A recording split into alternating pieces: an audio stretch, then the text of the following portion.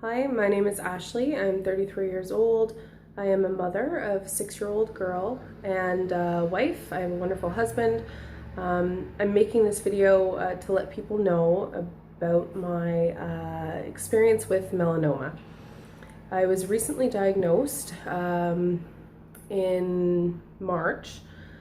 The whole thing started in August, so last summer, 2015. I noticed like a freckle or a mole. It was weird color, shape, different from all my other freckles, which I have lots of. It was on my inner thigh. I didn't think too much of it. It was smaller than the end of a pencil, like the end of the eraser end. And it was a couple different colors, red, dark brown, but it was small, so I didn't think anything of it. And like I said, I'm covered in stuff. So I went to see my doctor, my GP, and he took a look at it, and he was like, oh, okay, well, I'll send you to a dermatologist.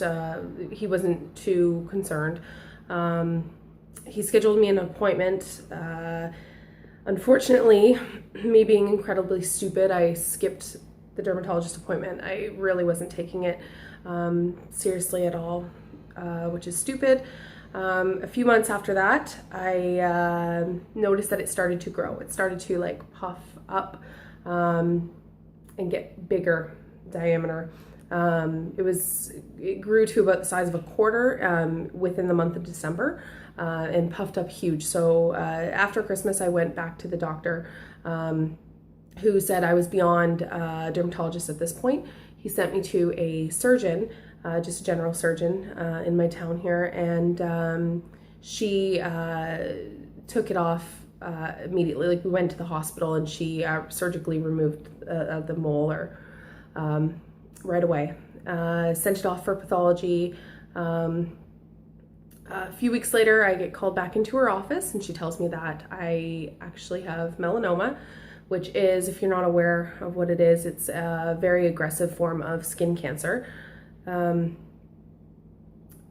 She basically wanted to get started right away on treatment. So the first step to that is called a wide local excision and a sentinel lymph node biopsy.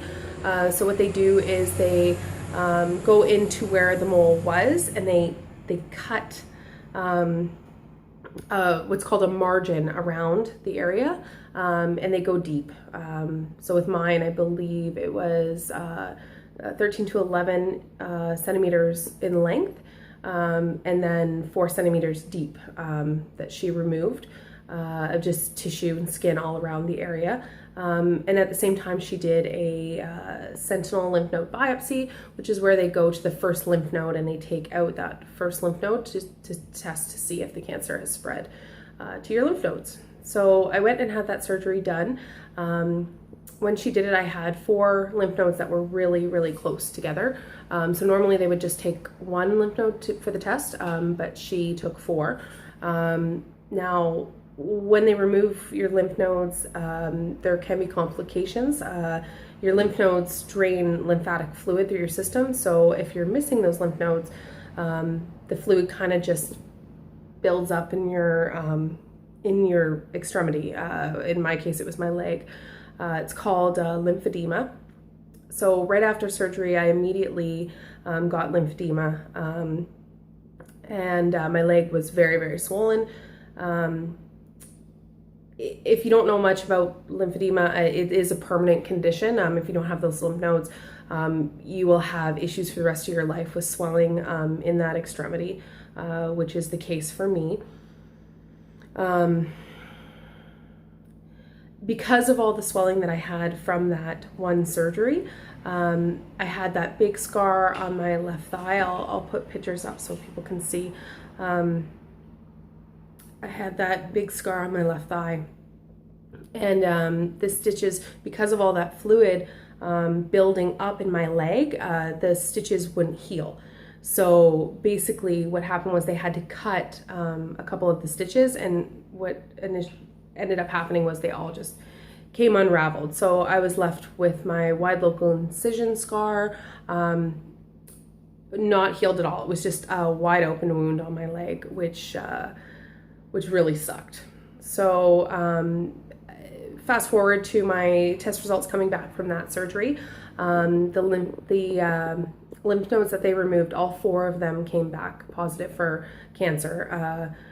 So the next step was to see a surgical oncologist, so a surgeon that specializes in cancer. And I got one of the best in the world, Dr. Heller in Hamilton. She performed a right lymph node dissection. So that's where they go in and they basically go into the groin and they take out everything, kind of like all the tissue, the skin, fat, everything, so that they get all the lymph nodes in that area. It's really a precaution. There's no way to tell if the cancer had spread any further than just those 4, other than doing this crappy surgery. So that's what they did. So I went in, I was in the hospital for 2 days. They, like I said, she just removed all of the tissue, so it was very painful. I had trouble walking. It in turn made my lymphedema worse. Of course now, because I have no lymph nodes on my right groin area, so that caused a problem with swelling and fluid. While I was in surgery, because my leg was wide open from the wide local excision, my surgeon decided to put me on what's called a negative pressure wound therapy vac. So what that is it's a little, medium-sized vac machine that attaches to, it goes right onto the wound, and it basically sucks the wound closed slowly over time. So I had that machine for about a month. During that time, the stitches for my groin, of course, because of all the fluid, same thing happened. It pressed through the stitches there and they started to open up and get a little bit infected as well. So the surgeon had moved the vac over to the groin as well. So I had now had this negative pressure system attached from my leg to my groin, and it was trying to heal those 2 wounds. Now my first surgery was April 14th. Second surgery on my groin was May 9th. Still, today is, I believe, the 29th of June, and it's getting better, but it's still healing. So yeah, so I do have the vac off. I had a nurse coming from CCAC every 2 days, a wonderful woman, 2 wonderful ladies coming and changing the vac dressing. They basically have to take everything apart and wash it and reattach the vac again. Having the vac really sucked just because I had to carry the stupid thing around. I'll show pictures as well. It was just a pain in the butt. I just had this annoying buddy that I had to take everywhere with me. But no pain from the first surgery, the wide local incision on my thigh. I lost majority of feeling in my leg. So from my knee to my groin is pretty much numb on top. And the wide local excision, the open wound itself, I can't feel anything. So that, I guess, is an upside to it all, is that I didn't have to feel them rooting around in there or changing the dressing or anything like that. So that's nice.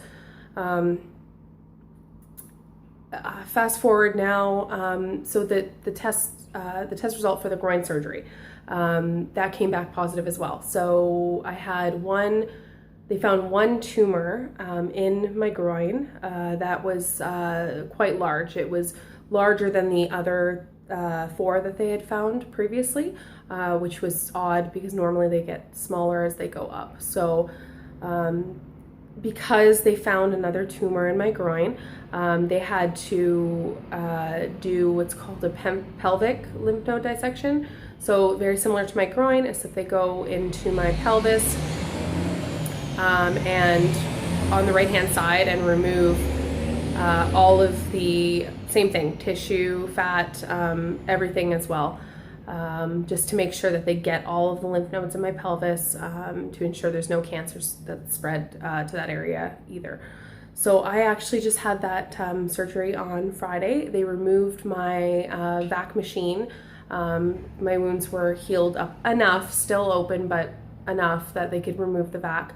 So I went into surgery on Friday. They did the pelvic lymph node dissection, which really, really sucked. That one was worse than the groin. Super, super painful. They go in down the center of your stomach, I guess, down your pelvis, and then to the right, and just scoop everything out. So quite painful. I woke up from surgery in probably the worst pain of my life. It really, really sucked. I'm still getting better, still in a lot of pain, but painkillers are helping with that for sure. It's hard to walk and stuff, so yeah, so that sucks. But that's my last surgery. So moving from there, I'm waiting right now for the test results. Regardless of what the test results are, if I have cancer, if they found cancer in the pelvis, or if they didn't, doesn't matter. Either way, I'm not having another surgery, so that's good. The next stage of this whole journey is what's called immunotherapy. So a lot of people don't know what that is. In the easiest way I can describe it is that they basically give you a drug that boosts your immune system to a really, really high level, so that immune system fights the cancer cells. Yeah, so you're using your own. It's not like chemo. You're using your own immune system to fight those cancer cells. So the normal immunotherapy treatment, or the standard, is called interferon. And what they do, basically it's an injection, or I believe an injection or IV, 5 days a week for an entire month in hospital. And that makes you very sick. Basically, it gives you the flu. For example, when you actually have the flu, you have those symptoms. You're puking, you have diarrhea, you're sick, dizzy, what have you. All of those symptoms are caused by your immune system, not the actual flu virus. So that's your immune system reacting to the flu virus. So that's what I'm going to feel like. I'm basically going to feel like I have the flu for a month. And then from there, you get treatment 3 times a week for an entire year. So it's going to be hard. It's going to be lengthy. That being said, I did recently get into a clinical trial. So this clinical trial gives me one of 2 treatments. So either I will get the standard interferon treatment, or I will get this new drug. It's called Keytruda. And from what I understand, it's very similar. You don't have the, it boosts your immune system really high. So that fights the cancer cells. But you don't have the awful flu-like symptoms. Like, you might be tired, and there are some bigger symptoms or complications that can occur, but it's not as bad as the interferon.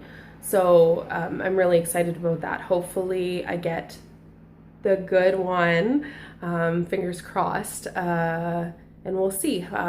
First of all, I have to heal from this last surgery. So I have 16 staples in my pelvic region, and they come out in, I think, about 9 or 8 days from now. So once that happens and everything is healed, and my leg is healed, my groin is finally healed, then I can start the clinical trial in Hamilton, and hopefully it all goes well. So I guess that's my story thus far. I guess I just wanted to start this vlog or video series, just letting people know what's going on with me. I haven't been really straightforward with everybody on what's going on. It's hard for me to tell people about it.